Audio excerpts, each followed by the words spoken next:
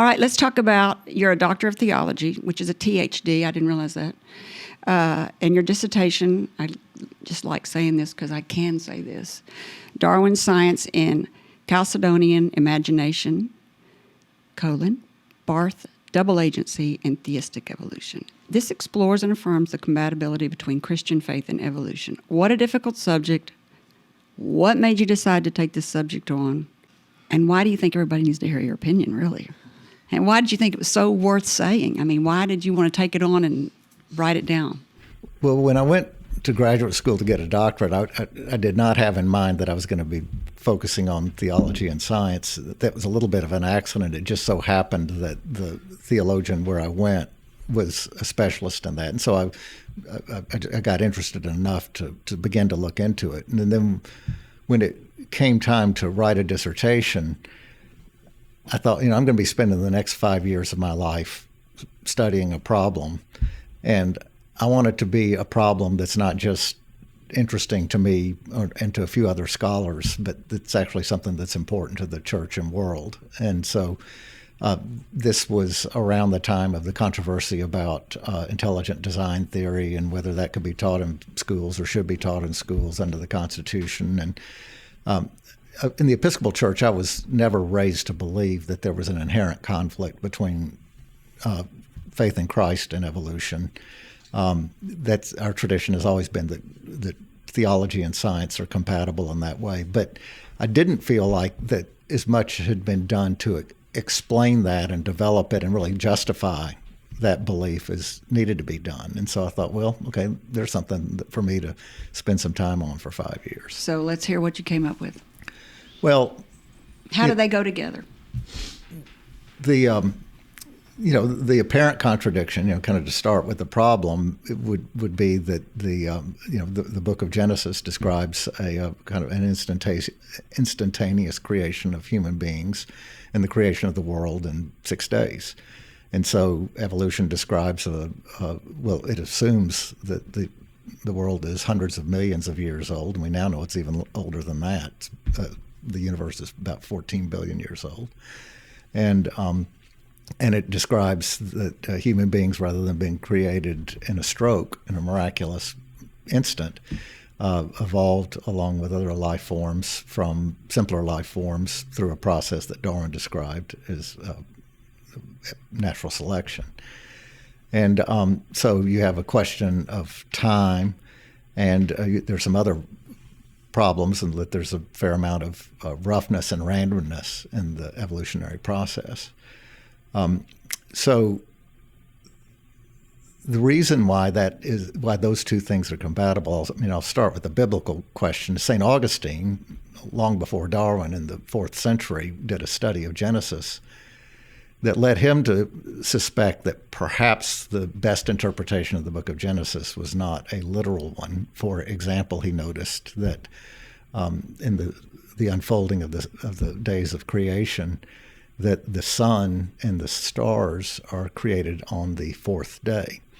Well, St. Augustine knew that a day consists of a revolution of the earth in relation to the sun, and that so a day did not literally exist until day 4, but that's an apparent contradiction. And he knew that the biblical writers knew that too. And that led him to suggest that perhaps an alternative a better interpretation of Genesis might be that this is a poetry that is describing something else that's truthful and important about God in relation to the world and God's purposes in creating the world and the orderliness and goodness of the world.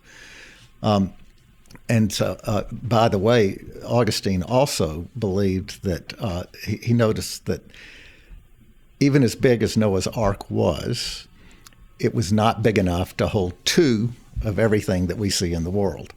And so he suggested, we don't know for sure, but it's possible that God created the kind of the principles and the potentiality of creatures, and that they unfolded over time with the assistance of God's creature time. And so Christians had, for a long time, entertained possibilities other than a literal interpretation of Genesis.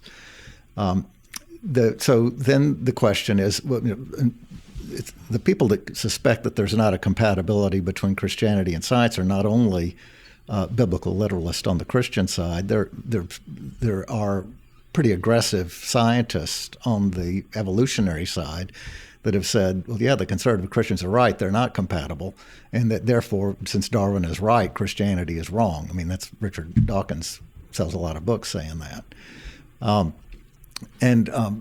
So the reason that's not the case is that St. Thomas Aquinas and other great theologians have understood that God is not a thing in the world that makes other things happen in the way that other things in the world make things happen. So God is the creator of the world, and so that God, the kind of creation that God does in the world is, by analogy, like the creation that an author like J.K. Rowling does in the creation of the world, Harry Potter. So if you read the Harry Potter series, you don't ever see any point within the book where you would say, well, oh, that was J.K. Rowling that did that, not Ron Weasley. J.K. Rowling is in the whole of it. There's nothing that happens in a Harry Potter book that doesn't happen because J.K. Rowling makes it happen, in a sense, while within the covers of the book, things happen with their own integrity. Well, Aquinas knew that that's what we mean when we say that God is the creator of the world, that things can happen kind of on their own with full explanations by science, and yet God is intimate to the things as they happen, and that they wouldn't happen without God, and ultimately they only happen because God either wants them to or permits them to, and so that's what Chalcedonian imagination understands, that the creative process has its own integrity while also being a vehicle and an instrument for God's will. I hope people had their pen and paper for that, because I listen to him talk and I think, oh, I can say that again, and I can never say it again. I try to explain it to people. So you are saying that God is the umbrella of the world, and that all of science can happen under God's umbrella. That's not my metaphor, it's yours, and I think it's a great one. Well, there you go.